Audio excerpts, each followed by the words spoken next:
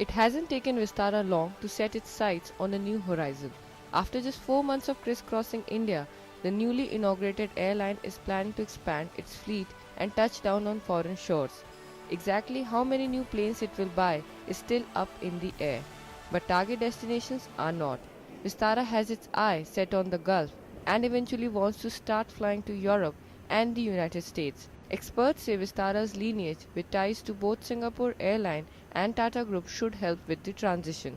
Vistara uh, is also got Singapore Airlines as a partner, and Singapore Airlines has got tremendous reputation on international routes, and Tatas have a very good reputation. So achieving something in the domestic market should not be the criteria for doing well in international.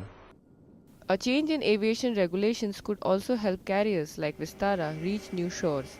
Under the current 520 rule, Indian airlines have to be operational for 5 years and have 20 aircraft before they can start flying abroad.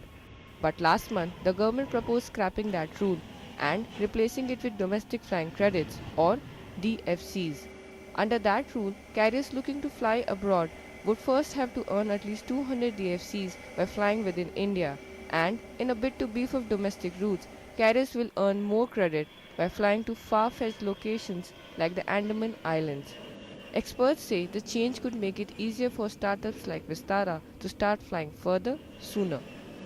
Going international gives you a wider space, it gives you a wider exposure, and Indian market both domestically and internationally is growing, and because of the nature of competition, international markets are little more profitable than the domestic operations. But it's not going to be an easy climb for Vistara. The fledgling carrier faces stiff competition. Both Air India and Jet Airways have already made inroads into the international market, and on the domestic side, competition from budget airlines has kept fares low and profit margins tight. Vistara is also facing some teething issues.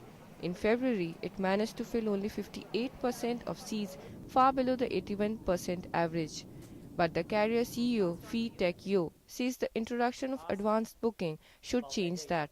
Vistara will also be rolling out some posh services to entice India's wealthy, like a new business lounge for business travelers, all in a bid to get a piece of the international sky. Nidhi Rai, South Asia Newsline, Mumbai.